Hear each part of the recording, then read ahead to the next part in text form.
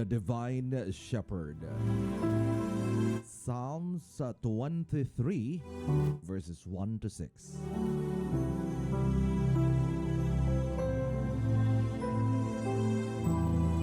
The Lord is my shepherd, I shall not want.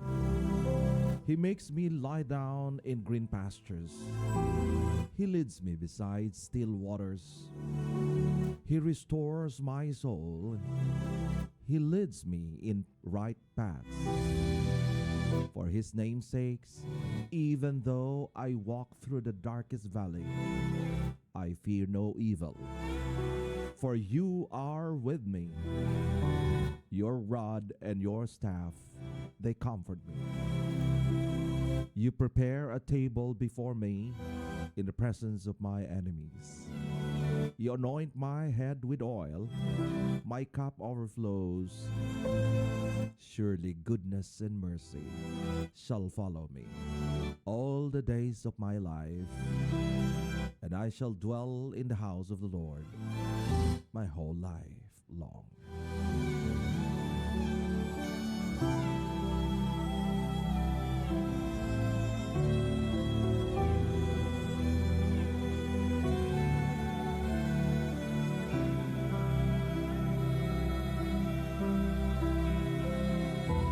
Ang Panginoon ang aking pastol. Salmo 23, 1 hanggang 6.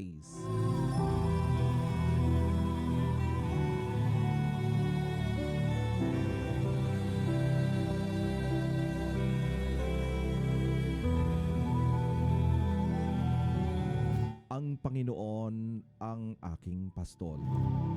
Hindi ako magkukulang. Pinahihiga niya ako sa luntiang pastulan.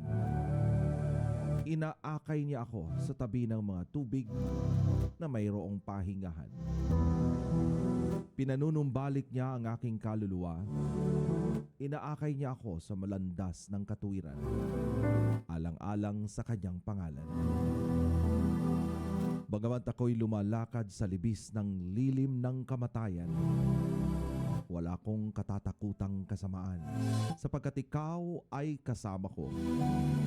Ang iyong pamalo at ang iyong tungkod, inaaliw ako ng mga ito. Ipinaghahanda mo ako ng hapag sa harapan ng aking mga kaaway. Iyong binuhusan ng langis ang aking ulo. Umaapaw ang aking saro.